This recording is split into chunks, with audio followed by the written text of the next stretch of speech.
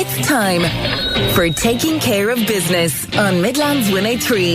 With thanks to the local enterprise offices of Leash, Offaly and Westmeath. Find us on localenterprise.ie and let's talk business. Hello and good evening and welcome to this week's episode of Taking Care of Business. I'm Ronan Berry. It's the 16th of December already. We're on the run in, aren't we, to Christmas. We've still another week to go here, and then of course next week I'll be bringing you my end of year show where I'll assemble a panel of Midlands business leaders and look back on the year and look ahead to 2026 as well. But before all that, coming up on the show this evening, I will be talking to Paul Shaw, the CEO of Tullamore Credit Union, about their very strong end of year performance, about how money will be flowing back into the local economy, and we'll also touch on their new social housing loan initiatives that they've launched with Offaly County Council.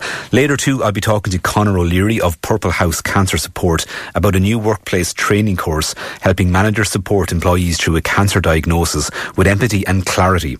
And also, early this year, we had a viral sensation.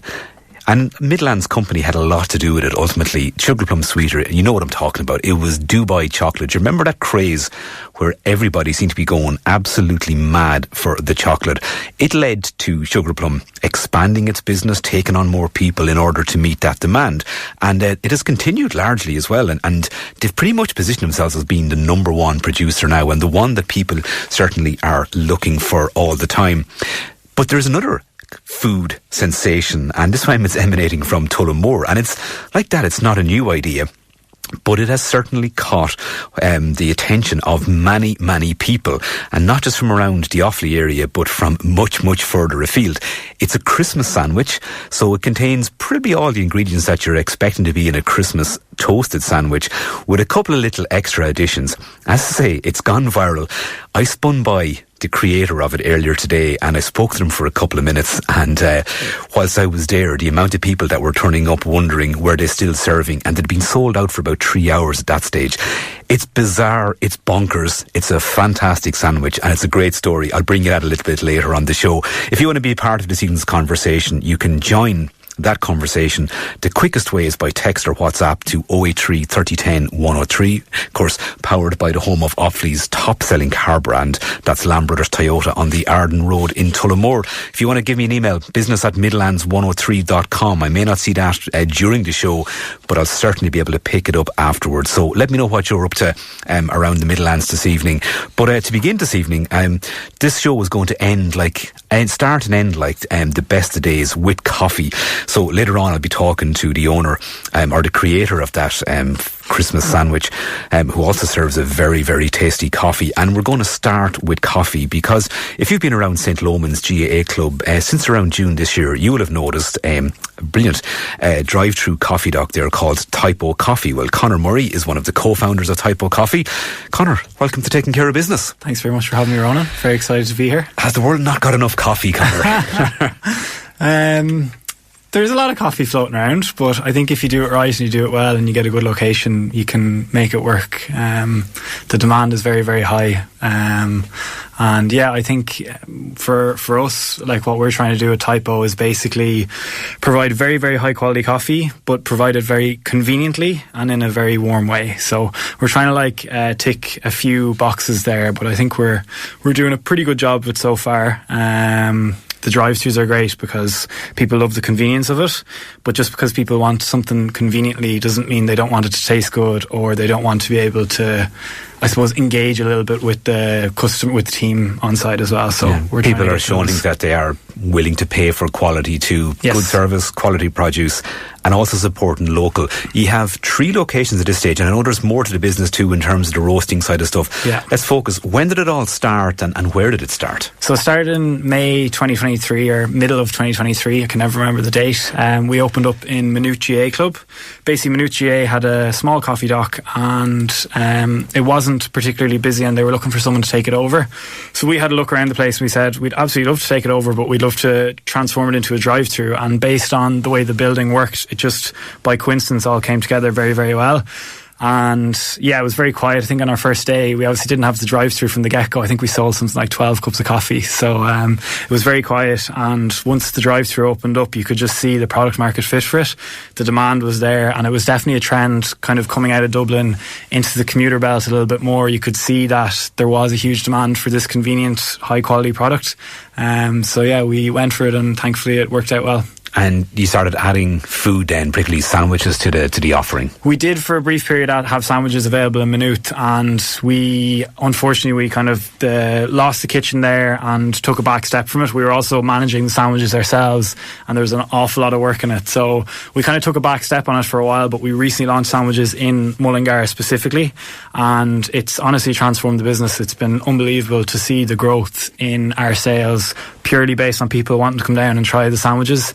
We're using a lovely focaccia bread, which we think kind of adds a nice little edge to the sandwich and makes it stand out from the crowd.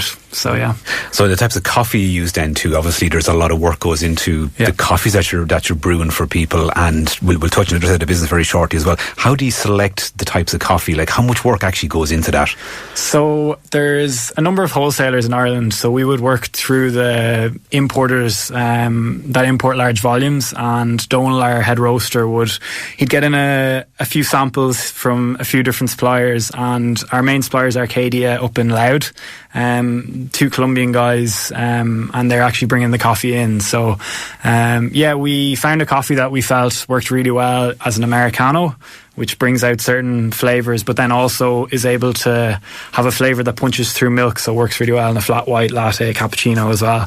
And you're kind of trying to strike that balance. You want something that's interesting, but something that doesn't... sometimes with milk, when it's mixed in, interesting flavours don't taste as nice.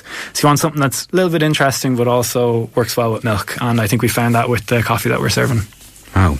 Yeah. I love how when you start getting this insight into what actually goes on behind the scenes, because different milks, obviously now there's so much alternatives on offer as well, but even the temperature of the milk can make a difference. Huge difference. Yeah, we would use a machine that actually regulates the temperature of the milk.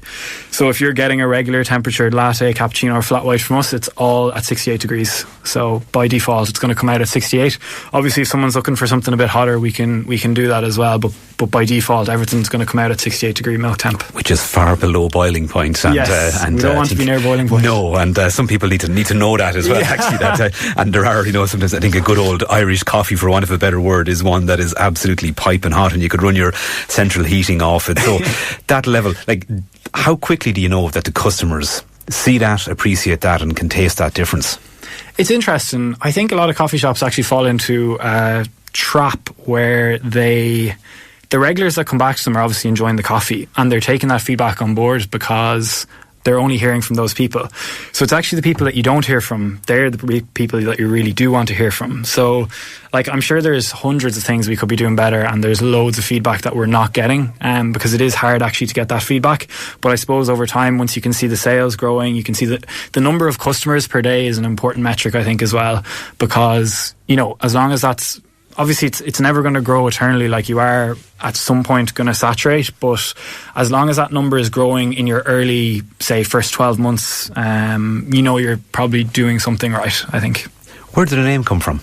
The name, so to be honest with you, we were really stuck for a name, and I suppose it is one of our friends suggested a name to us, and the name Typo, to me, it's like a happy mistake, and to us it was a happy mistake that we ended up launching a coffee business, so we thought it fit quite well.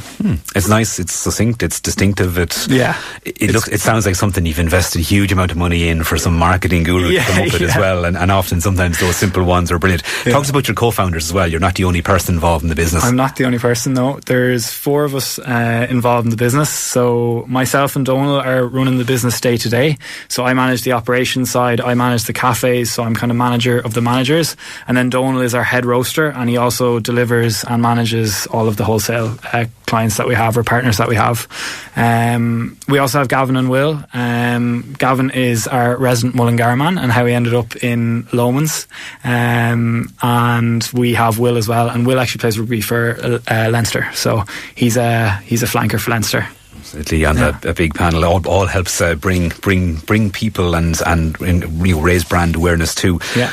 You've mentioned there a few times, the roastery is a big part of your business, the wholesale side of it as well. Was that always part of the plan, that you would get into that side of things? Because again, I can imagine it's not an easy market to get into. No, it definitely wasn't part of the plan. It would have been Gav originally that kind of pushed us in that direction, and he was dead right, in fairness. I suppose at the time we were kind of seeing coffee prices going up and up from our supplier, and we really we were kind of looking at the accounts every month or whatever, and we were seeing this big massive line around coffee expenditure, and we were like, maybe we can do this ourselves and save a little bit.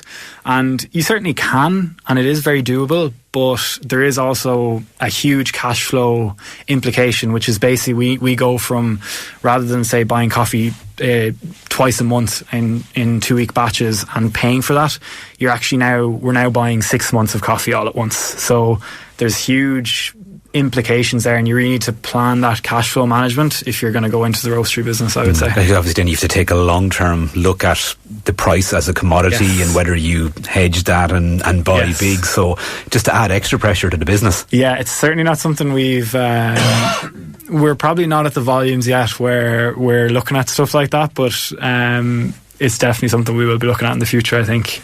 Probably not something I know enough about right now. Yeah, but it sounds a brave move, because to go and establish a new coffee brand, it's not simple as well. How long did it take you to come up with that idea that, look, this is something we're going to go for? And how did you go about that then? Like, is it word of mouth? Is it good old face-to-face? Or is social media just kind of the king when it comes to this?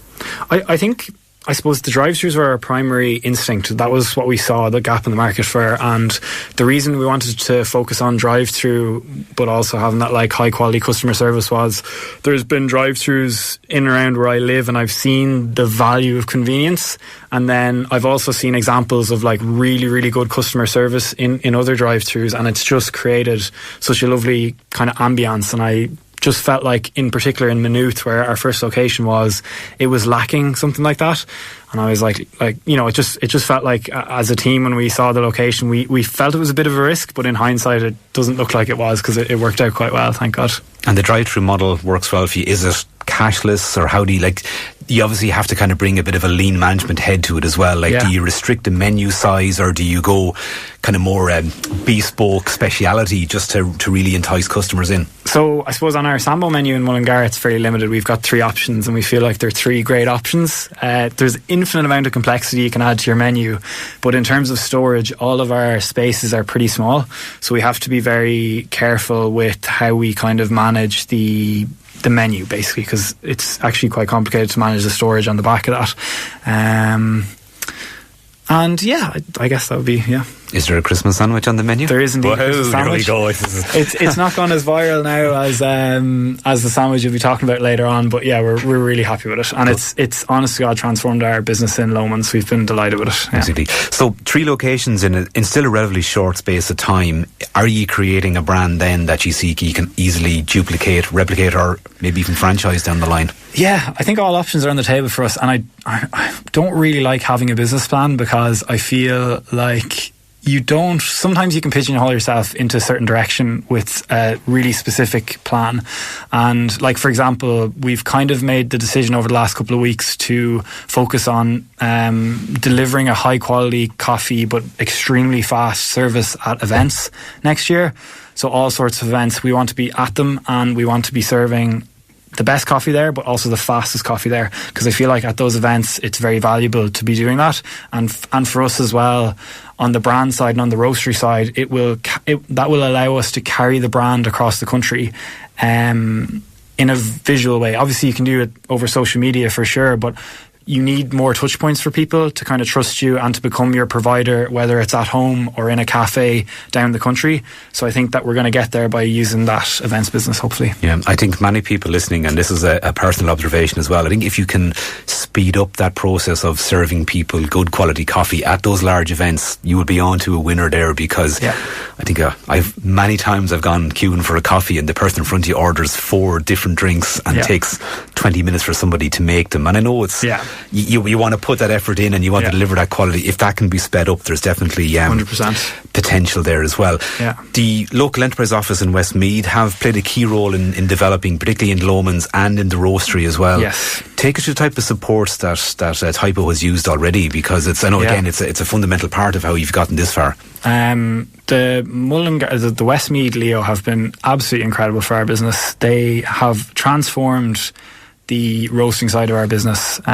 We basically have 5x our capacity to create or to supply our customers now because of it. We got a grant off them and essentially funded half of the cost of our roaster. And we were originally roasting on a 6 or 5 kilogram roaster, which is very, very small. And we would burn through 5-6 kilos of coffee very quickly across the 3 locations. Many cafes would. And we're now at a 30 kilogram roaster. So it's phenomenal, the difference that makes. As well as that, I personally did an unbelievable management course through the local enterprise office in Westmeath. It was with a lovely gentleman called Blaise Brosnan, and we learned about everything from communication to accounting and strategy, marketing, all sorts of things. And I think for me, particularly on the accounting side of things, I kind of left the management course with confidence in looking at a set of accounts from our business month over month and being able to be like, oh, that looks a little bit off, or that looks good. And that just has stood to me till today. There's not a successful business owner that will not mention cash flow and watching the cash flow at any stage. But what's really interesting about what you say is I think there's always this kind of perception that people who get involved in businesses know all that to begin with, and actually I think most people don't. No. But there are supports there to allow you to build those skills and bring that to the business too. Social media, of course, in this day and age plays a big role for yourselves. Do you use every channel? Do you focus on certain channels? Is there a particular type of content? Do you use your own profiles? A lot of you are well known through sporting circles anyway. We've definitely used sporting connections a little bit to help enhance the business. Funnily enough, some of our first ever customers in Maynooth, and probably Maynooth town itself had never heard of us, but some of our first ever customers were the Irish rugby team who came down to support Wales. So that was a great way to launch the business. Social media is a huge part of what we do. Molly, our social media manager, has been brilliant at kind of crafting a brand that is, we're quite genuine and authentic in what we do. We also try to be when the moment is right, we'll try to be aesthetic and present something in a lovely way, but we also try to be very, very engaging and real, I suppose, on the Instagram. And I think we've done that particularly over the last couple of months. We've really turned a corner with that. We're using Instagram and TikTok as our primary channels. Do you typically take out paid campaigns, or do you use mainly organic? Or so it was all organic up until about 2-3 months ago, and we started working with a girl called Lauren who now manages our campaigns. So we got for Lomans, we wanted to drive awareness in the town, and we wanted to, I suppose, just make sure people were aware of us at the very least, because it's not actually easy to get that awareness out there. So we got a great photographer down, or videographer called Todd. He came down, shot some lovely videos, and we sent them off to Lauren, and Lauren launched our first ever inorganic social media campaign through that. And I also was the voiceover for the videos, so I'm glad they're not popping up on my feed to this day. Well, I was only reading an article about something in the paper the weekend, and they're talking about these dark advertising campaigns on LinkedIn that you can actually pay for ads that don't appear on your profile. It's a dark art sometimes. It's nice to see, but again, when promoting the brand. For anybody that wants to learn more about you, if they're looking at possibly getting involved even as to buy wholesale coffee, or even just check you out, how can they do so?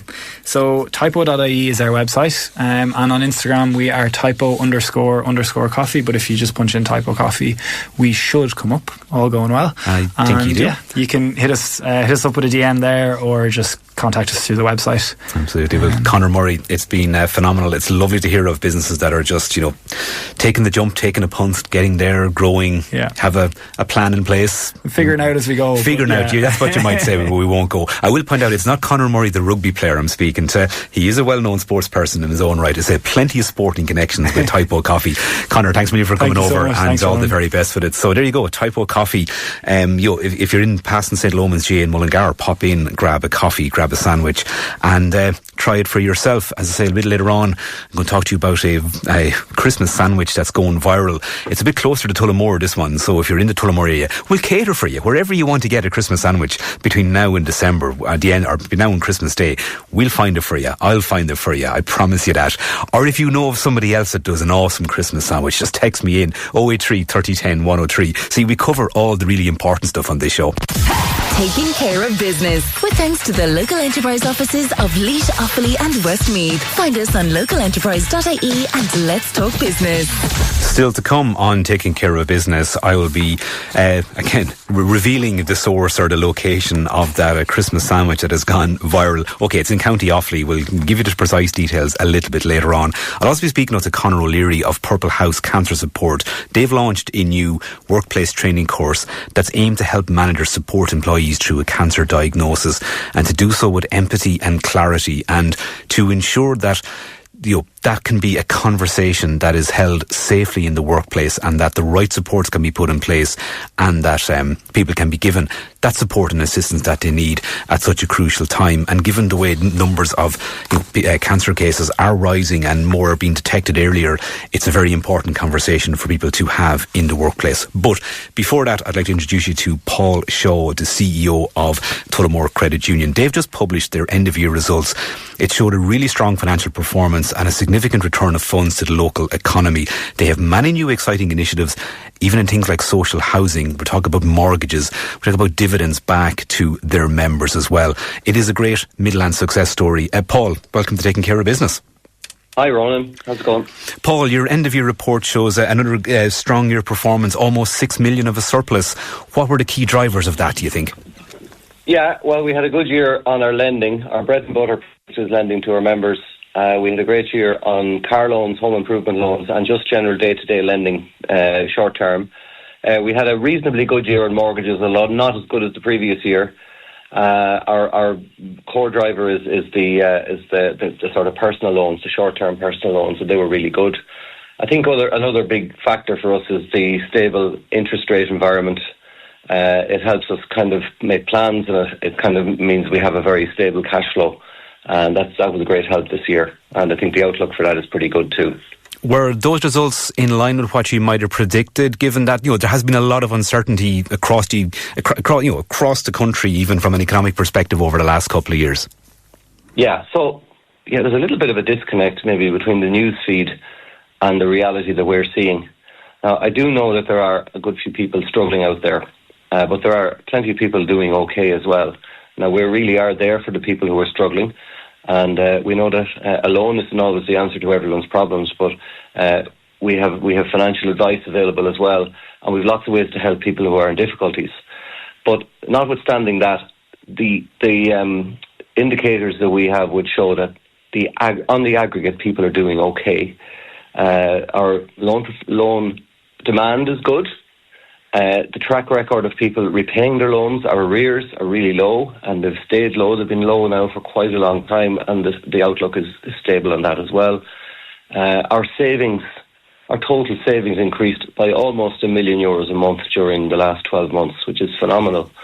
So there is a little bit of disconnect between some of the doom and gloom that we're hearing in the news and the reality that we're actually experiencing day to day. So it's probably good news to report. Yeah, I know in your report there, for your loan arrears, you're at an A1 rating. It's about 2.2%, of the highest rating you can get on that. What makes a difference there? Is it that personal touch? Is it that people can get that one-to-one service if needed? Well, the first thing is, I think our members have been very responsible, and people do prioritise their payments to the credit union because I suppose they recognise the fact that this money is from their neighbours, from the community, and people really take a credit union loan very seriously. The second thing is we have an open door, from our staff dealing with the loans when people are in trouble. We don't take a heavy hand. We communicate with our members and we work out problems. So I think that's it. You have to do it that way. We're a community organisation as well as a financial institution. Of course, people will know credit unions, and particularly Tullamore Credit Union, for the piece of giving back into the community, and there's figures of around 3 million mentioned in this. How does the credit union continue to give money back, and what's in the pipeline for the year ahead? Okay, so we are giving, this year we have given already, it's been paid out a dividend to our savers of 0.8%, and we have given a 20% rebate to people who were paying our highest rate of interest. So that rate is 9.5%, but when the rebate is taken into account, it's closer to 8%. So, and it's good to be able to share that back when we've had a good performance and give it back to our members. That's really, we're not interested in just accumulating surplus. We don't have any shareholders that we need to reward. Our shareholders are our members, so it's right that the money goes back to them. In the form of dividends as well, and even that those member numbers have increased by over 1,200 in 12 months. Again, very strong performance indicators too. Yeah. But if we look back over the year too, there's been some innovations within your service, and you mentioned it's something you always want to do is to kind of keep innovating to ensure you can deliver for your members. Then you've opened new branches, you've looked at things like loans for social housing and stuff like that. Take us through some of those key points for the last few months. Yeah. Well, and the big financial innovation is a little bit behind the scenes, but it definitely benefits our members. So it's automated lending, and it means that more and more of our decisions on loans can now take place really within a matter of an hour or thereabouts. We would have more than half of our loans are now approved within 8 hours. So we've worked hard on getting the turnaround time for those loans down, and we've put in an automated tool to do that. Which is fantastic. I know it's a little bit behind the scenes, but members do see the benefit of it. We've also introduced a members' kiosk in our main branch in Patrick Street in Tullamore, which is an alternative to queuing up at the counter. And we've also invested heavily in our online services. So we have our Tullamore Credit Union app, and it basically functions as well, I would say better than most normal banking apps. And one of the features that was added to it in the back end of 2025 was instant payments. So a member of Tullamore Credit Union can now make payments instantly to anyone else within the European banking area, and the payment will be there within 10 seconds. So that's a huge innovation. And you really are bringing the service right up in line with what people would expect from a traditional bank as well, particularly with that digital element too. That in turn, I suppose, helps, it delivers performance like you've done, and it in turn creates more money that can be rediversified back into the local community then. Yeah. So, one of the announcements we made at the AGM was a 2 million investment in what's called the Credit Union Approved Housing Body Fund. And this is a fund accumulated from surplus funds in credit unions all over the country. And the fund then in turn lends the money to approved housing bodies for the building of social housing. So it's providing benefits straight back to the community. Now it means that the approved housing bodies don't have to borrow from the government. So it's taking that national housing debt off the state balance sheet and putting it onto credit union balance sheets. And it's been strongly encouraged by Minister Troy, who's Minister responsible for credit unions. And it has seen a big uptake. Thanks to his push this year, there's been a big uptake in that investment. So what are the priorities for Tullamore Credit Union for 2026? Again, a bit behind the scenes, but I think our members need to know that there is a big focus from the central regulator. They want to make sure that all credit unions are safe. So the focus is on cybersecurity and on operational resilience. So cybersecurity is every business has to recognise the threat from cybersecurity and take appropriate action. And then operational resilience is really making sure that our members stay available to our members for the maximum time possible. Even when something goes wrong, how quickly can we get back up and running? So that's a little bit behind the scenes. Members will see some changes this year. We will be introducing Visa cards on the MasterCard debit platform, and we'll be moving to the more recognised Visa platform middle of 2026. We're also looking at renewing. We have invested in a programme with St. Joseph's National School in Tullamore for early development and learning for junior cycle kids. And we're going to renew that for 2026, and there's a big event on morning that we'll be going to for that. We have our community support fund is a means by which we grant and assistance back to community groups around our common bond area.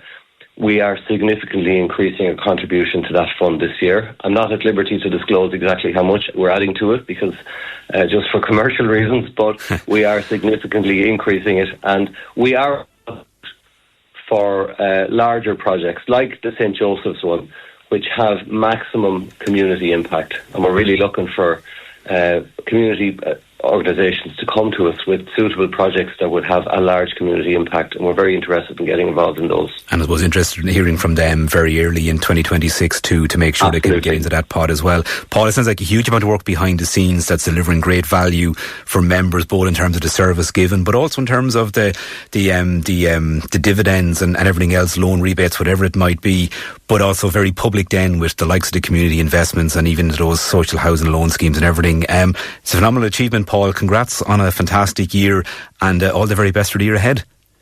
Thanks very much, Ronan. Thank you. Not at all. An absolute pleasure. That's Paul Shaw there, the CEO of Tullamore Credit Union. And just, if you ever needed an example of the role that credit unions are playing in our local communities and touching across so many elements, across businesses, across mortgages, across social lending, across personal loans, small term loans, and everything in between, a fantastic example. Thanks to Paul for that this evening. Time for a quick break.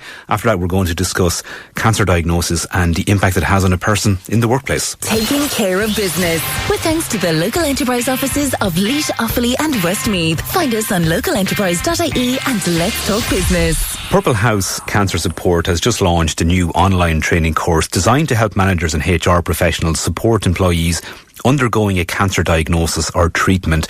It's all about navigating difficult conversations with empathy, understanding the legal responsibilities and creating workplaces that genuinely care.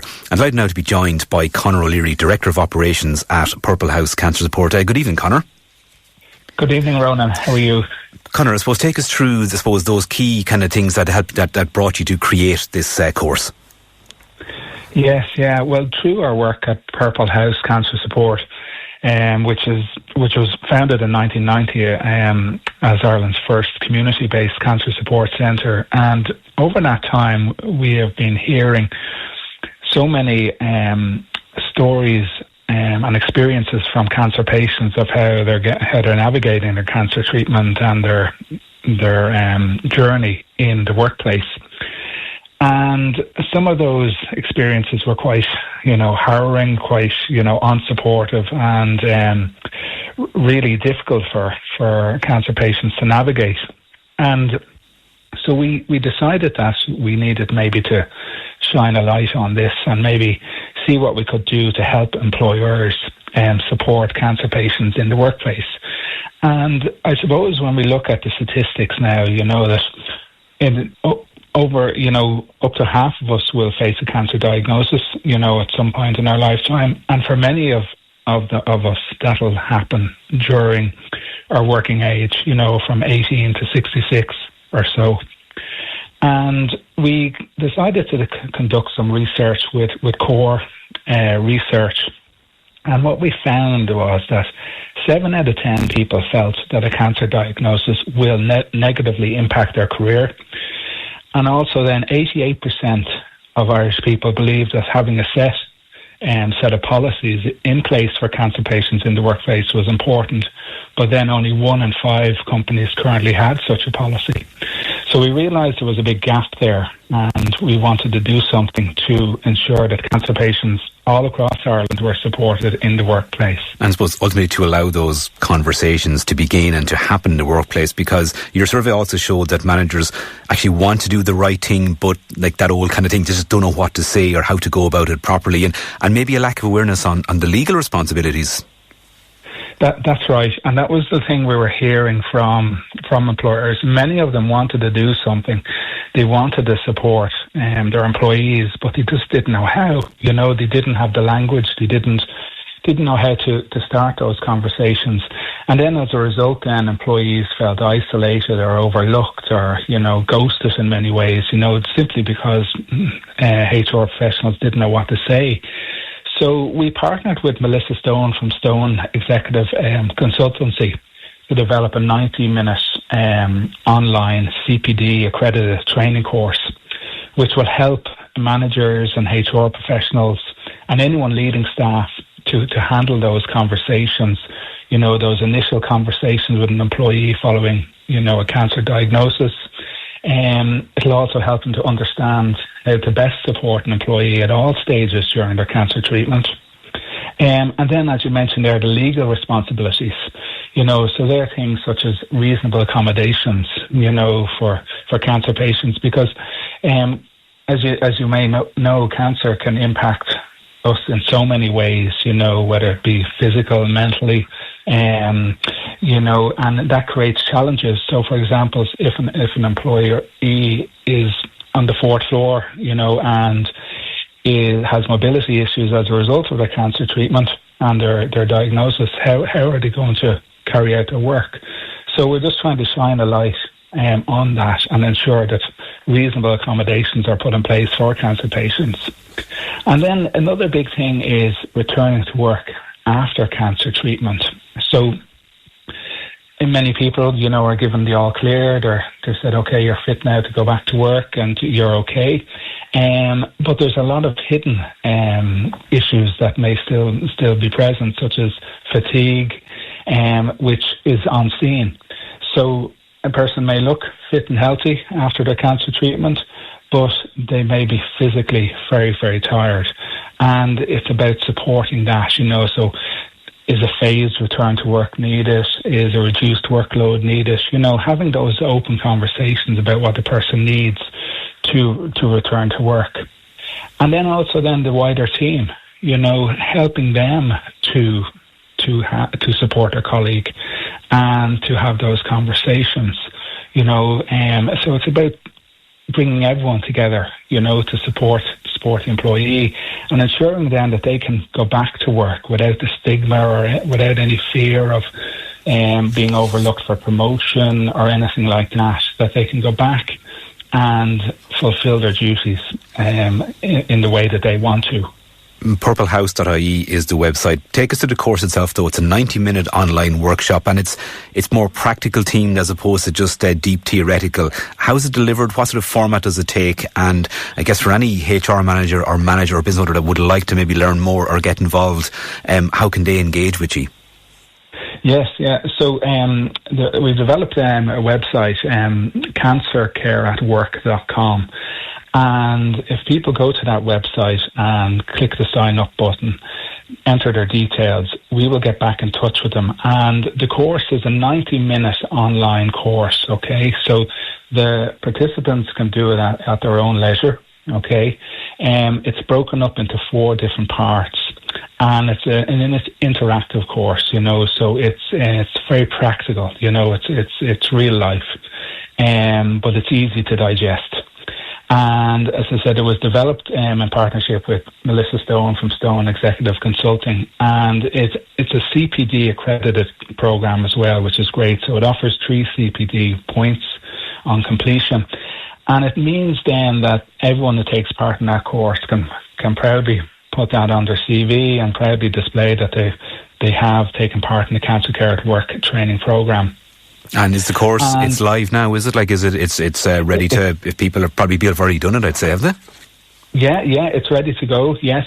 We've had a number of companies sign up and already are on the course to completing it. But also as well as the managers training, Ronan, we've also developed an employer-wide training.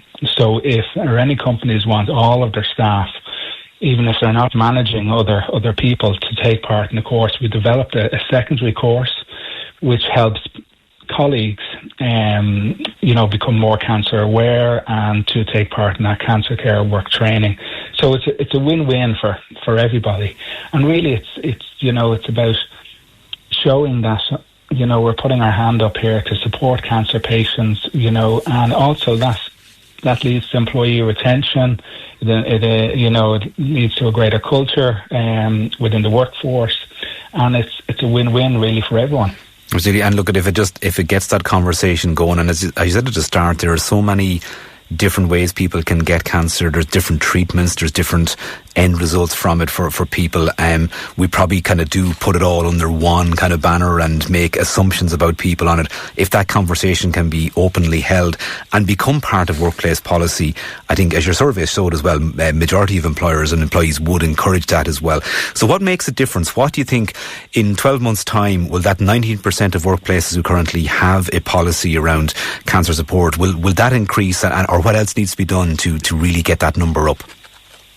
Yeah, so awareness is the big thing, so we have some pretty well-known companies who are coming on board in the early stage, which is great. We're hoping that they will then encourage other companies to come on board. We really want to make this a standard, we don't want this to be an exception. So it's all about, awareness. In 2026, we're going to be conducting some webinars. We're going to be going around the country just to raise awareness of this program. Because, thanks to modern medicine, there's more people living with cancer in Ireland today than ever before. There's over 220,000 people living with cancer. And that's a massive number. And so many of those are in employment. And as treatments get better and as our population naturally increases, that number is going to increase. So this is an issue that's not going to go away. And we really want companies, to champion this, of all sizes. We'll support them with it. We have people on the ground who will take the companies through every step of this. And it's really something then that will really be a positive thing for cancer patients, because one thing we've been hearing from cancer patients is, that they've had to carry this burden as well, so as well as going through their treatment, they've had to worry then, I suppose, well, what will my manager say? Will they support me? And really we're trying to take that burden away from cancer patients. And I was talking to a gentleman there only last week, and he told me a really thing that really upset me. He said, I have to use my annual leave to attend my treatment. And I thought, no, this is something now we really need to get better at. We need to be supporting people, that people then can be using their annual leave for their own time. For what it's designed for. And exactly. Not for a treatment. Absolutely. No, it's such an important initiative as well. It's called Cancer Care at Work. It's that new workplace training course aimed at managers, HR people, professionals and business owners as well. Conor O'Leary, Director of Operations at Purple House, thank you so much for that this evening, and I think well done on getting that programme off the ground. I think the uptake will be strong in that, to say the least. Thank you, Rona. No, an absolute pleasure as well. And if you want, it's that website again, purplehouse.ie, and as Conor said, you can just log on there, you can put in an expression of interest, and the team will be in touch with you to see how you can line up that training for yourself or your team, or even now for your employees as well, right across the company, or of whatever size you are. Great initiative, and definitely a valuable conversation and a valuable piece of work that you can do. And it does come with some CPD points as well, all of which is really, really useful and really encouraging. Thanks to Conor for that. Time now for a quick break. After that, I'm going to reveal where the viral Christmas toastie is coming from. Taking care of business with thanks to the local enterprise offices of Laois, Offaly and Westmeath. Find us on localenterprise.ie and let's talk business. Remember the Dubai chocolate phenomenon that happened earlier this year? It's still ongoing. Many people are still besotted with Dubai chocolate. Sugar Plum Sweetery in Westmeath, in Mullingar, really leapt on that one, and they began producing phenomenal chocolate. It went viral, and people from all over the country, and even outside the country, went mad ordering it. Well, this year, at December, it's all about Christmas sandwiches, and one in particular from the Ramble and Roast, based in Burlington Business Park in Tullamore, managed and owned by Sharon, Davern. They've gone particularly viral for their Christmas toastie. And believe you me, people are travelling from far and wide to learn all about it. I got up with Sharon earlier today while she was sold out of sandwiches, but I managed to grab her for a couple of minutes and ask her what it's all about. Yes, so we had people from Longford and Mayo coming down. They're after seeing it on TikTok, and everyone's just coming around. What's in it though? What do you think has captured the taste buds and imaginations of so many people already. I think it's with the crisp and the gravy, and then just like the shredded ham, the whole lot kind of combined together. So there's Cambry on it, Cambry sauce, turkey, stuffing, and then the 6-slice white pan, all put together. So absolutely, and all locally sourced ingredients too. Yes. And I know, like, people, the bread alone is really standing out for people. How did you come up with it though? I know we know the traditional sandwich. People talk about having it after Christmas dinner when you're full and you've no room left, or using up leftovers. You've kind of brought it forward though ahead of Christmas. When did you decide to start doing things like the gravy, and in particular adding the cheese and onion crisps? Cheese and onion crisp, yes, that's correct. I don't know, it's just like Christmas Day, don't we all just love and now turkey toasty after the dinner and all that in the evening time, and who doesn't love a sandwich with a packet of crisps? So I said, look, I'll try it together. You've had to make people order in advance. I know I was here earlier just as you were closing up, and somebody pulled up asking about this famous toasty, and you had to say, well, actually I'm sold out for today, but they can pre-order for tomorrow. You're encouraging people to actually send their order in advance. Such is the demand. Yes, I'm advising people to pre-order. I do put up online and stuff like that, just so they won't be disappointed when they come up here, because they're just flying out the door. I have orders for tomorrow already, and Thursday and Friday, so I advise you all to pre-order Ramble and Roast Coffee on Instagram. And any truth that you're going to be open Christmas Day now to serve everybody? Oh, you never know.